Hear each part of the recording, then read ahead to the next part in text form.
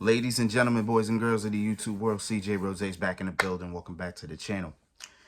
All right, it is 2:45 in the morning, and I just learned some very big news. At this point in time, I think everybody's probably learned about this big news. Well, the Philadelphia James Harden situation is finally over. Because not only is James Harden out, but he got his wish. Pardon me. Tripod. My tripod's broken, so I'm probably angled weirdly. James Harden got traded to the Los Angeles Clippers. Yeah. He got traded to the Los Angeles Clippers. For Marcus Morris, Robert Covington, Nicholas Batum, KJ Martin, multiple draft picks, and a pick swap. That was the tweet that Woj sent probably about 5 minutes ago. So yeah, James Harden got his wish. He's traded to the Los Angeles Clippers.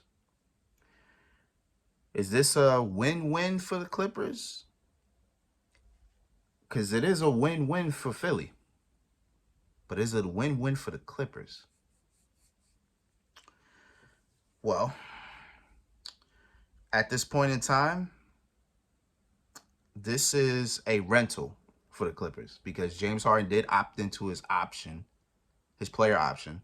So now it's dependent if Harden wants to stay after this season, do the Clippers resign or they just let him walk in free agency? Only time will tell. We'll see about that. But for right now, are they better for it? That actually makes that starting five pretty elite. I ain't gonna lie to you, actually makes it pretty elite. So you got Zubac, Kawhi Leonard, Paul George, James Harden.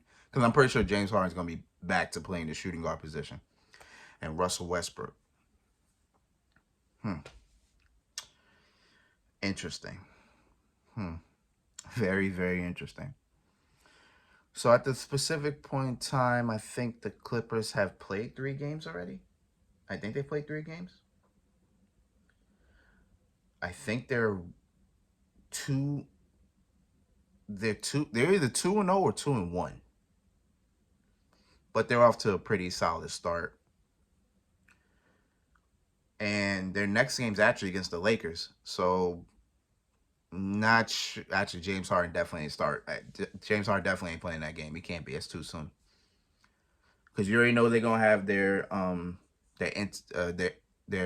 welcome to LA introduction for Harden. That'll probably be I can't be later. That would have to be Wednesday. So that's probably Wednesday. So that's probably happening Wednesday. So he definitely playing the Lakers.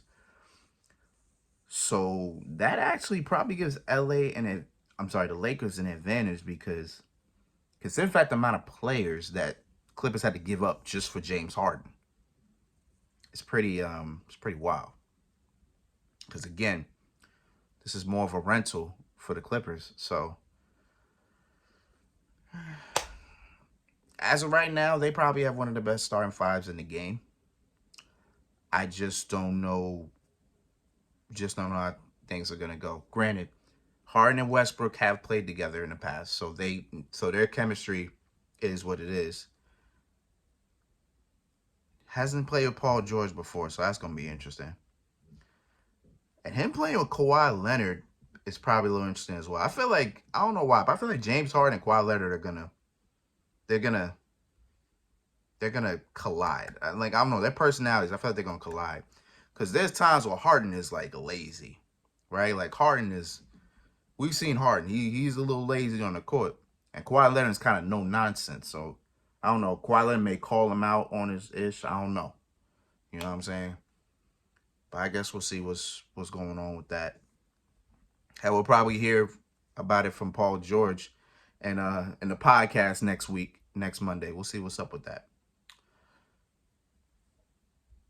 Now, in terms of Philadelphia, The distraction's over. They got a couple new players, a lot of new players actually. Marcus Morris can give you some buckets. You know Robert Covington gives you that defense. He's a 3-and-D. Nicholas Batum's like a Swiss Army knife. He does just about everything. KJ Martin. I don't know much about KJ Martin. Plus, they got draft picks as well. So, hey, there's a couple things you could do. So, maybe, hopefully, this helps Embiid stay, because I think with the James Harden situation and with everything else in the front office, I think that was pushing Embiid out the door. But now I might persuade him to stay in. All depend how things go. Philly's on to a pretty okay start. Nothing really insane, but they're off to a pretty good start. They actually play Tuesday. Yeah, they play the Raptors tonight. So we'll see how that goes. Actually, it should be okay because they hadn't really. Yeah, it should be okay because they only got rid of one player, and that one player wasn't even playing yet. So I think they'll be okay. But yeah, in terms of Philly, I think it's a win-win. Trying to think who their starting five is right now. It's Embiid. I think Tobias Harris still plays the power forward position. I don't know who plays small forward.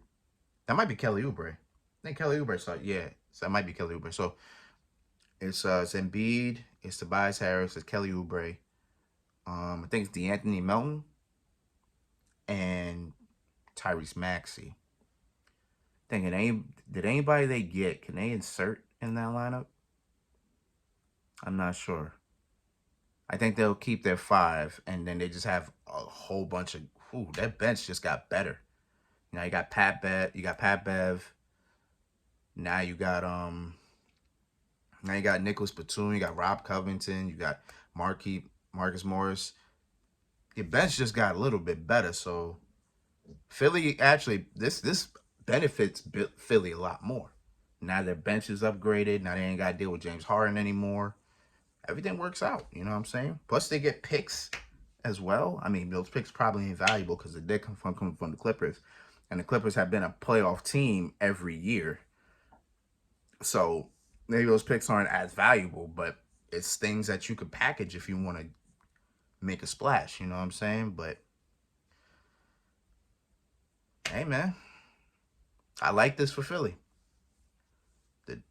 I think Embiid's a little bit more focused now. He should be happy because he did play Robert Covington in the past, so he knows about Covington. I think he's played with one of the more. I know he's played with one of the Morris twins. I just don't know which one. Has he played with one of them?